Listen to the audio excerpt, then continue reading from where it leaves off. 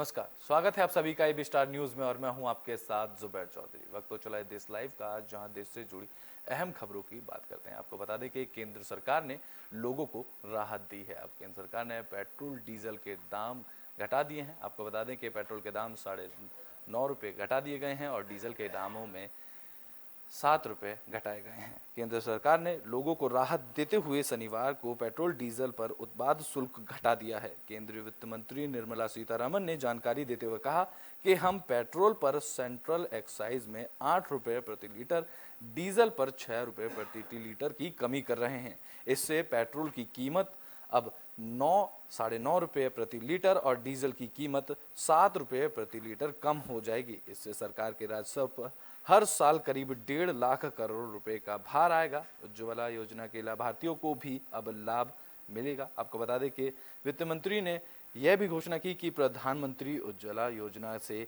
9 करोड़ से अधिक लाभार्थियों को अब 200 रुपये पर हर सिलेंडर 12 सिलेंडर पर सब्सिडी दी जाएगी, जिसमें से उन्होंने कहा है कि इसमें हमारी माताओं और बहनों को मदद मिलेगी। इससे सालाना करीब 61,000 करोड़ रुपए का राजस्व प्रभावित होगा। इसके बावजूद भी ये कीमतें कम की गई हैं। सीमेंट की कीमतों पर भी कम करने का विचार सरकार कर रही है। वित्त मंत्री निर्मला सीतारमण ने कहा है कि सीमेंट पर भी उपलब्धता सुधार के लिए सीमेंट की लागत को कम करने के लिए बेहतर टेक्नोलॉजी का सहारा लिया जाएगा। उन्होंने बताया कि स्टील के कुछ कच्चे माल पर भी आयात शुल्क को घटाया जाएगा। कुछ स्टील उत्पादों पर भी निर्यात शुल्क लगाया जाएगा। केंद्र सरकार की तरफ से उत्पाद शुल्क में कटौती के बाद राजस्थान सरकार ने भी शनिवार को पेट्रोल पर वैट में 2.48 रुपये प्रति लीटर और डीजल पर 1.16 रुपये प्रति लीटर की कमी की है। आपको बता दें कि राज्य के मुख्यमंत्री अशोक गहलोत ने ट्विटर पर लिखा कि केंद्र सरकार की तरफ से पेट्रोल और डीजल की कीमतों में कमी के कारण राज्य सरकार पेट्रोल पर 2.48 रुपये प्रति लीटर और डीजल पर 1.16 रुपये प्रति लीटर का वैट कम करेगी। इससे राज्य में पेट्रोल अब 10.48 रुपये और डीजल 7.16 रुपये प्रति लीटर सस्ता हो जाएगा। मतलब कि केंद्र सरकार के बाद राजस्थान सरकार ने भी इस चीज़ का फैसला लिया है, जिसके बाद राजस्थान राज्य में पेट्रोल की कीमतों पर 10.48 रुपये और डीजल की कीमतों पर 7.16 रुपये प्रति लीटर अब सस्ता हो जाएगा। इससे पहले केरल सरकार ने भी पेट्रोल और डीजलों की कीमतों में 2.41 रुपये और 1.36 रुपये की कटौती की घोषणा की थी। आपको बता दें कि केंद्र सरकार के इस फैसले को लेकर पाकिस्तान के पूर्व प्रधानमंत्री इमरान खान ने भी अमेरिका के दबाव के बावजूद रूस के रियायती तेल खरीदने के लिए भारत की फिर एक बार तारीफ की है। उन्होंने कहा है कि उनकी सरकार एक स्वतंत्र विदेशी नीति की मदद से इसे हासिल करने के लिए काम कर रही है। उन्होंने पाकिस्तान मुस्लिम लीग के नेतृत्व वाली सरकार पर बिना सिर वाले मुर्गे की अर्थव्यवस्था के लिए फटकार भी लगाई है। उन्होंने कल मोदी सरकार की तरफ से पेट्रोल डीजलों की कीमतों में कटौती को लेकर उस घोषणा की सराहना की है। पाकिस्तान तहरीक ए इंसाफ के नेता ने ईंधन की कीमतों में कटौती के बाद भारत सरकार के फैसले के बारे में जानकारी साझा करते हुए ट्विटर पर लिखा कि क्वाड का हिस्सा होने के बावजूद भी भारत ने अमरीकी दबाव से खुद को अलग रखा और जनता को राहत देने के लिए रियायती रूसी तेल खरीदा। भारत ने वही किया जो हमारी सरकार एक स्वतंत्र विदेशी नीति की मदद से इसे हासिल करने के लिए काम कर रही थी, लेकिन भारत ने इससे पहले ही इसे हासिल कर लिया है। केंद्र सरकार ने लोगों को राहत दी है और पेट्रोल डीजल की कीमतों को घटा दिया गया है। आपको बता दें कि पेट्रोल डीजल की कीमतों में अब बदलाव आया है, जिसके बाद अब पेट्रोल की कीमत पर 9.9 रुपये प्रति लीटर कम कर दिया गया है और डीजलों की कीमतों पर 7 रुपये प्रति लीटर कम की गई हैं। इससे सरकार के राजस्व पर हर साल करीब 1.5 लाख करोड़ रुपए का भार आएगा, जिसको लेकर भी उन्होंने जानकारी दी। जिसके बाद उन्होंने उज्ज्वला योजना के लाभार्थियों को भी लाभ मिलने की बात कही, जिसमें वित्त मंत्री ने कहा कि प्रधानमंत्री उज्ज्वला योजना से 9.5 करोड़ से अधिक लाभार्थियों को अब 200 रुपये हर सिलेंडर पर सब्सिडी दी जाएगी। उन्होंने कहा है कि हमारी माताओं बहनों को इससे मदद मिलेगी और सालाना करीब 61 करोड़ रुपए का राजस्व इससे प्रभावित होगा। इसके बावजूद भी गरीबों को अब महंगाई नहीं झेलनी पड़ेगी, जिसको लेकर पेट्रोल और डीजल के साथ गैस पर भी सब्सिडी दी जाएगी और पेट्रोल डीजल के दाम में भी कटौती की गई है।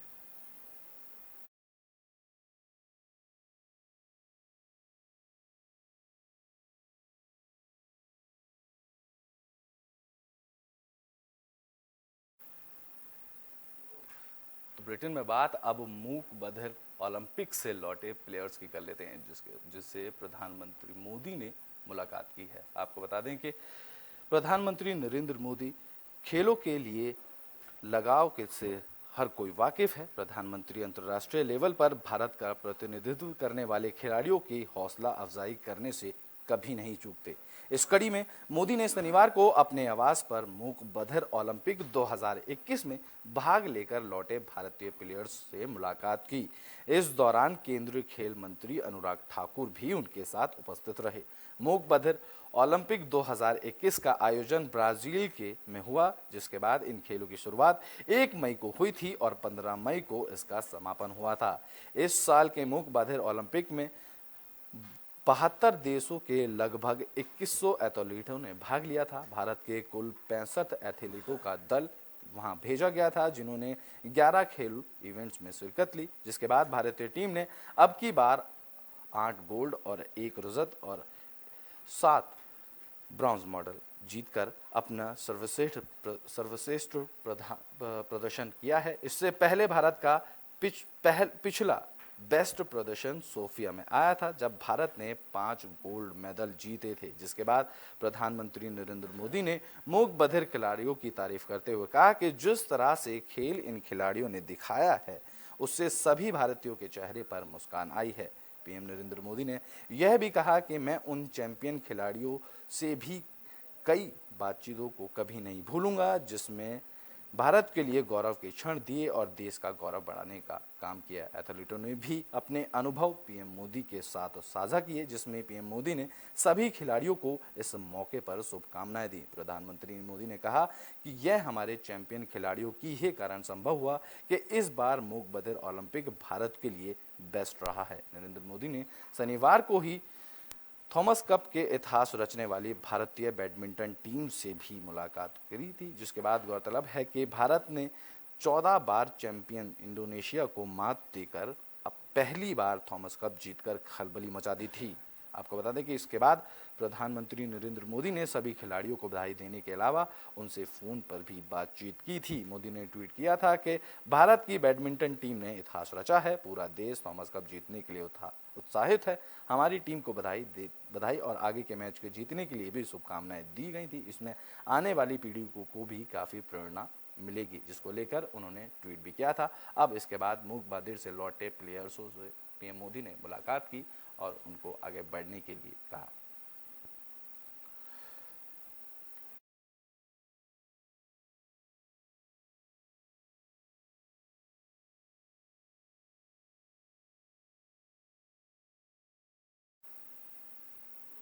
बुलेटिन में बात अब सिद्धार्थनगर में हुए हादसे की कर लेते हैं। तो यहाँ पर एक ट्रेलर में बारातियों से भरी कार जा घुसी, जिसके बाद इस हादसे में 8 लोगों की मौत हुई और 3 लोग गंभीर रूप से घायल हो गए। सिद्धार्थनगर जोगिया थाना क्षेत्र के कटिया गांव के पास शनिवार की देर रात सड़क के किनारे खड़े ट्रेलर में बारातियों से भरी बोलेरो घुस गई, जिसमें से 8 बारातियों की मौत हो गई, जबकि 3 लोग घायल हो गए। मृतकों में से 7 सोहरतागढ़ के थाना क्षेत्र के महला गांव के हैं और चिहलिया थाना क्षेत्र के खमरिया गांव के रहने वाले थे। सभी बांसी कोतवाली क्षेत्र के महुआ गांव के गंगा गौड़ के बेटे के बारात के से घर वापस लौट रहे थे, जिसके दौरान यह हादसा हुआ। सूचना पर पहुंची पुलिस ने शव को कब्जे में लेकर पोस्टमार्टम के लिए भेज दिया है। सोहरतगढ़ थाना क्षेत्र के महला गांव से शनिवार को बारात शिवनगर क्षेत्र में गई थी। देर रात बारात के एक बोलेरो में ड्राइवर समेत 11 लोग भोजन कर घर लौट रहे थे। तभी अचानक जोगिया थाना क्षेत्र के कटिया गांव के पास पहुंचे ही थे कि बोलेरो सड़क के किनारे खड़े ट्रेलर में घुस गई। घटना में महला गांव निवासी सचिन पाल, मुकेश पाल, लाल पासवान, शिव सागर यादव, रवि पासवान, पिंटू गुप्ता और चहलिया थाना क्षेत्र के खमरिया गांव निवासी गौरव मौर्य की मौत हो गई। वहीं महला गांव निवासी राम भरत पासवान, सुरेश पासवान, विक्की पासवान और शुभम गोयल घायल हो गए। पुलिस ने चारों घायलों को जिला अस्पताल में भर्ती कराया, जहां इमरजेंसी में तैनात डॉक्टरों ने राम भरत और सुरेश को की हालत को गंभीर देखकर बीआरडी मेडिकल कॉलेज गोरखपुर पर रेफर कर दिया। इलाज के दौरान राम भरत की मौत हो गई। वहीं विक्की और शुभम का इलाज सिद्धार्थनगर मेडिकल कॉलेज में किया जा रहा है। बता दें कि बोलेरो खमरिया गांव निवासी गोरख प्रसाद चला रहे थे। इन्हें सुबह गाड़ी गोरखपुर जाने के लिए बुक की थी। इस वजह से वे गाड़ी को जल्दी लेकर लौटना चाहते थे, जिसके बाद उनकी झपकी आने के बाद की वजह से सड़क पर खड़े ट्रेलर में यह गाड़ी घुस गई, जिसमें अब 8 लोगों की मौत हो गई।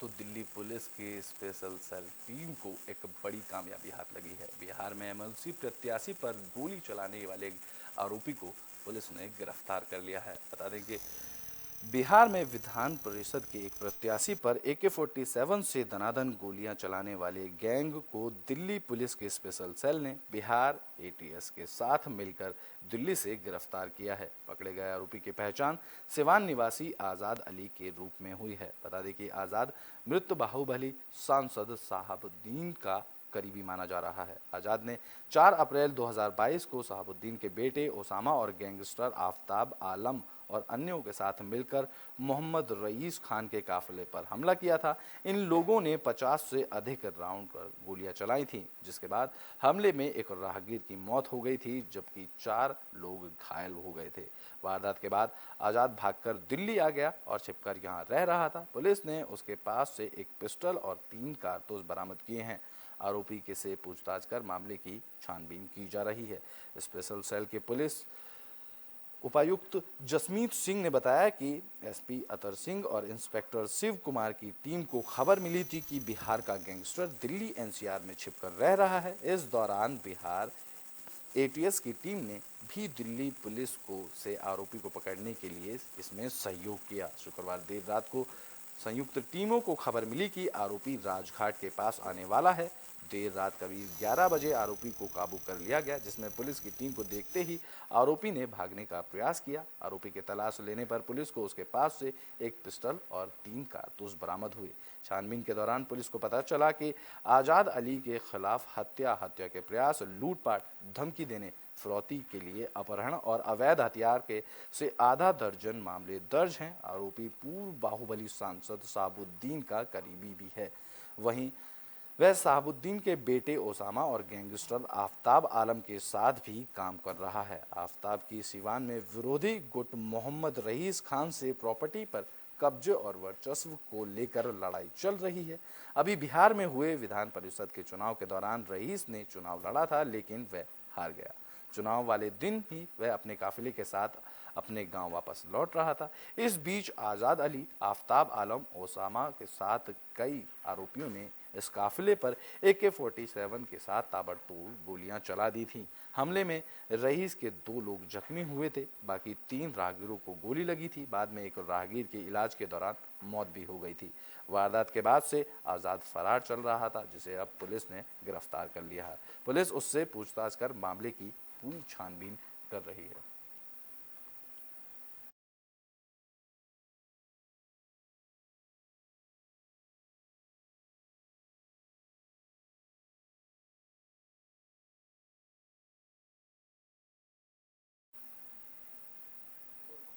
बुलेटिन में बात अब दिल्ली के भलसवा डेयरी में लगी आग की कर लेते हैं। दरअसल दिल्ली के भलसवा डेयरी में भीषण आग लग गई, जिस पर कड़ी मशक्कतों के बाद आग पर काबू पाया गया। बता दें कि दिल्ली के भलसवा डेयरी में बजरंग चौक के पास शनिवार की देर रात एक फर्नीचर गोदाम में लगी आग पर काबू पा लिया गया है। 11 फायर टेंडरों के ऑपरेशन के बाद इस आग पर काबू पाया गया। प्रसाद नगर फायर स्टेशन के उप अधिकारी NS मीना ने कहा कि लगभग 10 बजे आग लगने की सूचना मिलने के बाद हमने बहुत तेजी से काम किया और आग पर काबू पा लिया गया है। NS मीना के मुताबिक इस घटना में किसी के हताहत होने की सूचना नहीं है। बवाना DSIIDC सेक्टर 3 की एक फैक्ट्री में लगी आग को बुझाते समय सिलेंडर ब्लास्ट होने से 5 लोग गंभीर रूप से झुलस गए हैं। घायलों की पहचान बवाना के धर्मेंद्र, करण, बल्लू और गुलशन के रूप में हुई है। घायलों को पूर्व खुर्द महर्षि वाल्मीकि अस्पताल के इलाज के बाद लोकनायक अस्पताल में रेफर कर दिया गया है। पुलिस ने मामला दर्ज कर इसकी जांच कर रही है। जानकारी के अनुसार गुरुवार को दोपहर गत्ता फैक्ट्री में गैस सिलेंडर लीक होने से यह आग लगी थी। फैक्ट्री में काम करने वाले कर्मचारी खुद ही आग बुझाने की कोशिश करने में लगे थे। अचानक से सिलेंडर ब्लास्ट हो गया। इस वजह से 5 लोग गंभीर रूप से घायल हो गए थे।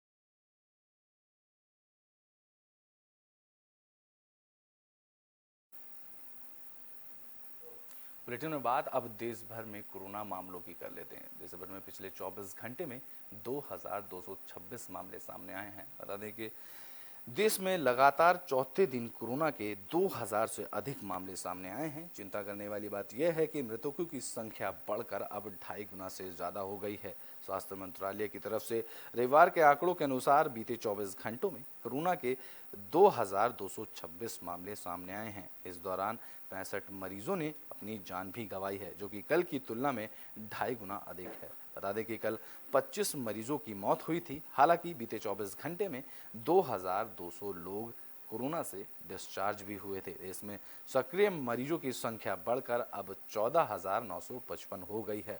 महामारी की शुरुआत से लेकर अब तक कुल 5,24,413 लोगों की मौत हुई है। बता दें कि शनिवार के जारी आंकड़ों के बीते 24 घंटों में से 2,323 केस मिले थे और 25 लोगों की मौत हुई थी, जो कि अब बढ़कर 2,226 कोरोना के मामले हो गए हैं। और मौतों की बात करें तो 65 मरीजों की कोरोना से जान गई है।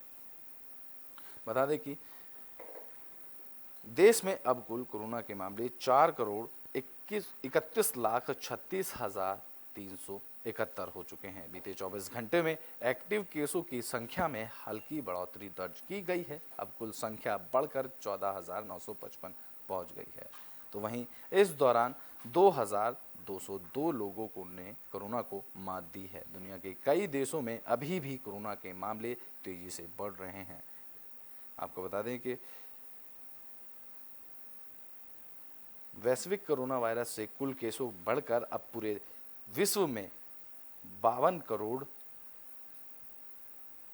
66 लाख के पार पहुंच चुके हैं। अगर मौतों की संख्या की बात करें तो यहाँ मौतों की संख्या 62 लाख के पार जा चुकी है। अगर दिल्ली की बात करें तो दिल्ली में बीते 24 घंटे में कोरोना के 479 मामले सामने आए हैं।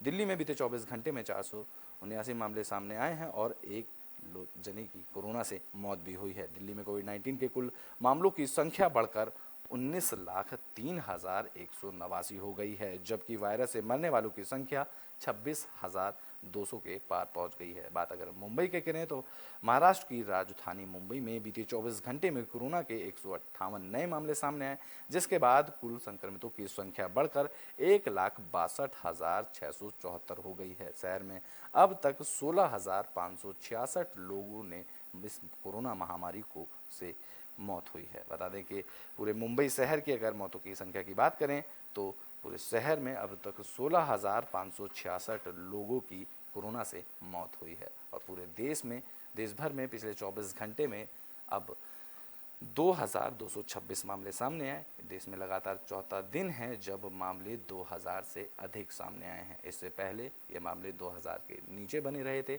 इसके बाद अब ये लगातार चौथा दिन है जब देश में कोरोना के 2,000 से ज़्यादा मामले सामने आए हैं।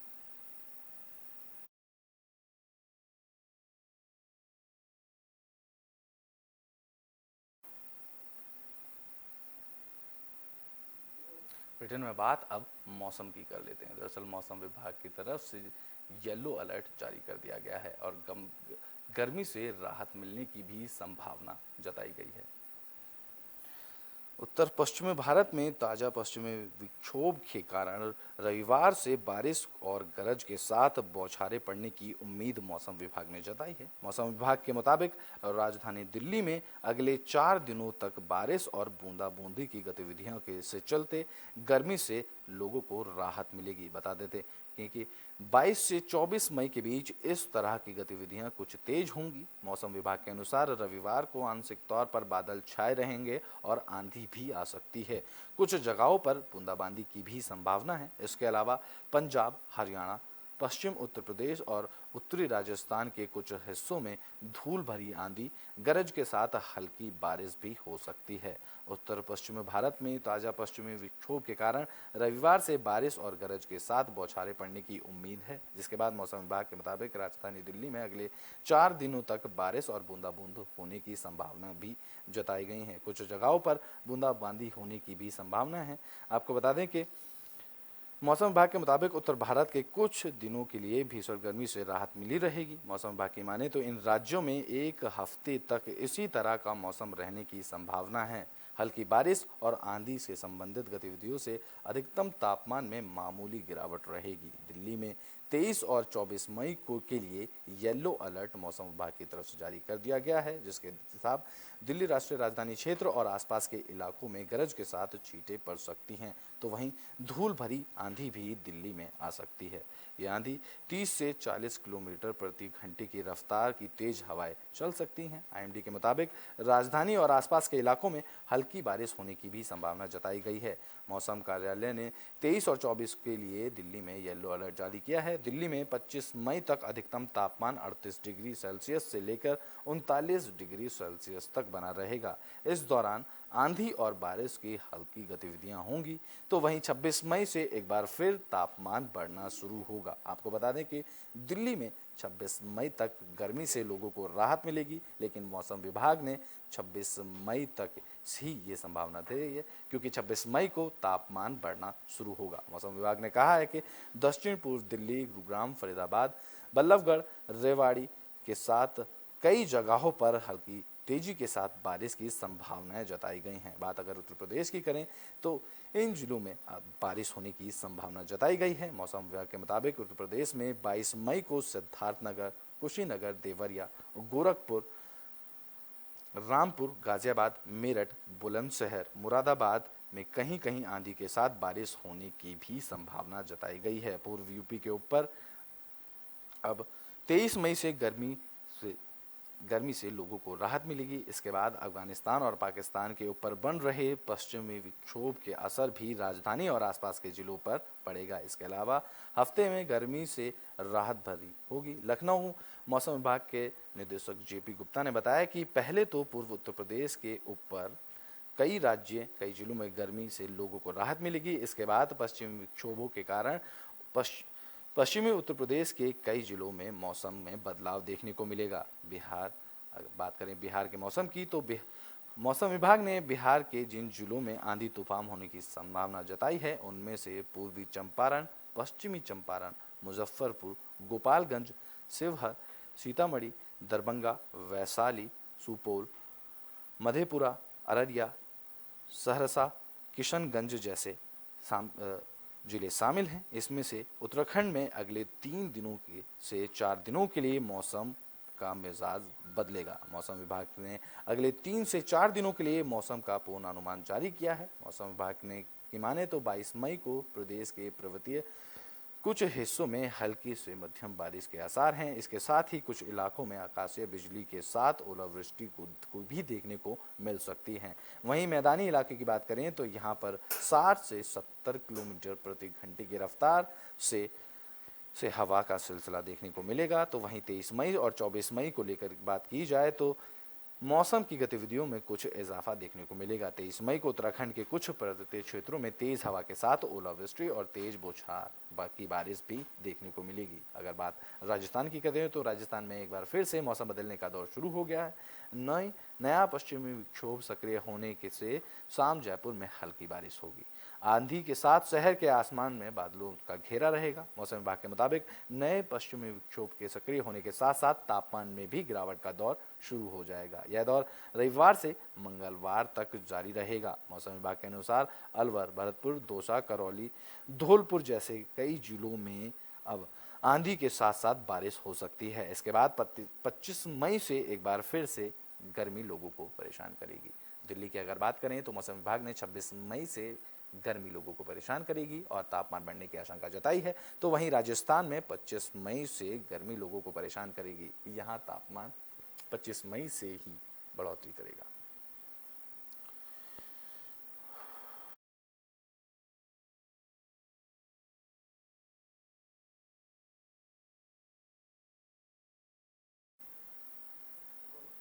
तो असम में बाढ़ का कहर अभी भी जारी है। 31 जिले ऐसे हैं जो इस बाढ़ से प्रभावित हुए हैं। बता दें कि असम में बाढ़ ने भीषण तबाही मचाई हुई है। 31 जिलों के 80 लाख से ज़्यादा लोग बाढ़ से प्रभावित हुए हैं। बाढ़ के जारी कहर को देखते हुए वायुसेना ने यहाँ मोर्चा संभाला है। वायुसेना के जवान राहत और बचाव के कार्य में जुटे हुए हैं। वहीं बाढ़ में फंसे लोगों को सुरक्षित स्थानों पर पहुंचाने के साथ ही बचाव दल और राहत सामग्री को बाढ़ के कारण कटे हुए क्षेत्रों में भी पहुंचाने का काम किया जा रहा है। शुक्रवार को बाढ़ की स्थिति में थोड़ा सुधार देखने को मिला था, लेकिन नंदगांव, हौजई, कच्छार, दरंगा, मोरीगांव और करीमगंज जिलों में बाढ़ की स्थिति अभी भी गंभीर बनी हुई है। मौसम में बाढ़ के कारण परिवहन संपर्क बाधित है, जिसके चलते उड़ान योजना के तहत गुवाहाटी और सिलचर के बीच एक आपातकालीन उड़ान सेवा शुरू की गई है। केंद्रीय नागरिक उड्डयन मंत्री ज्योतिरादित्य सिंधिया ने बताया कि इस उड़ान सेवा में टिकट की लागत 3,000 रुपये प्रति सीट होगी। बता दें कि असम राज्य आपदा प्रबंधन प्राधिकरण की रिपोर्ट के मुताबिक राज्य के 29 जिलों में करीब 7,12,000 लोग बाढ़ की चपेट में आए हैं। अकेले नंदगांव जिले से 3,36,000 से ज़्यादा अधिक लोग इस बाढ़ से प्रभावित हुए हैं, जबकि कछार जिले में 1,66,000 लोग इस बाढ़ से प्रभावित हुए हैं। बात अगर हौजई जिले में करें तो यहाँ 1,11,000 लोग, दरांग में जिले में 52,709 लोग इस बाढ़ से प्रभावित हुए हैं। बाढ़ से प्रभावितों के लिए स्थापित किए गए कैंपों की रिपोर्ट के अनुसार 80,000 हेक्टेयर फसल भूमि और 2,251 गांव अभी भी जलमग्न हैं। बाढ़ प्रभावित लोगों के लिए सुरक्षित स्थानों पर कैंप स्थापित किए गए हैं। जिला प्रशासन की तरफ से 234 राहत शिविरों में अब काम किया जा रहा है। यहाँ कुल 64,705 लोग बाढ़ प्रभावित लोग रह रहे हैं। बता दें कि कछार, हौजई और नंदगांव जिलों में शुक्रवार को बाढ़ के पानी में डूबने से 4 लोगों की मौत हुई थी और बाढ़ और भूस्खलन से मरने वालों की संख्या बढ़कर अब यहां 18 हो गई है। रिपोर्ट के अनुसार 93,562 हेक्टेयर फसल भूमि यहां प्रभावित हुई है, जिसके बाद 2,248 गांव अभी भी पानी के अंदर ही हैं। जिला प्रशासन की तरफ से स्थापित 282 राहत शिविरों में कुल 74,907 बाढ़ प्रभावित लोग जीवन जीने के लिए मजबूर हो गए हैं। राज्य में बाढ़ की मौजूदा लहर के करीब 4 लाख जानवर भी इस बाढ़ से प्रभावित हुए हैं। भारतीय सेना, एसडीआरएफ और एनडीआरएफ की मदद से कुल 24,749 फंसे हुए लोगों को बचाया गया है। बता दें कि असम राज्य में विभिन्न जिलों में बाढ़ आ रही है। इन जगहों पर राहत शिविरों से राहत सामग्री भी बांटी जा रही है। बाढ़ के कारण परिवहन संपर्क बाधित है, जिसके चलते उड़ान योजना के तहत गुवाहाटी और सिलचर के बीच एक आपातकालीन उड़ान सेवा शुरू की गई है। इसको लेकर केंद्रीय नागरिक उड्डयन मंत्री ज्योतिरादित्य सिंधिया ने बताया कि इस उड़ान सेवा में टिकट की लागत 3,000 रुपये हर सीट की होगी। केंद्रीय नागरिक उड्डयन मंत्री ने ट्वीट कर बताया कि असम में बाढ़ की स्थिति से निपटने के लिए उड़ान योजना के तहत गुवाहाटी और सिलचर के बीच एक आपातकालीन उड़ान सेवा शुरू की गई है। इस सेवा से कई लोगों को फायदा मिलेगा। आपको बता दें कि असम में बाढ़ से कई जिले प्रभावित हैं। अनुमान लगाया गया है कि 80 लाख से ज़्यादा लोग इस बाढ़ से प्रभावित हुए हैं।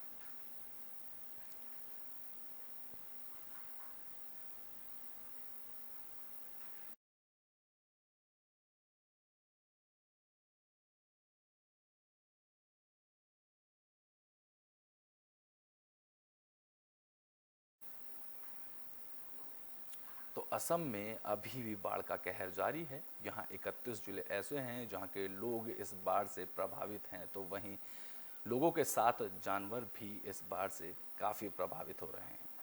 देश लाइव में अभी के लिए बस इतना ही। देश और दुनिया की तमाम खबरों के लिए देखते रहें एबी स्टार न्यूज़।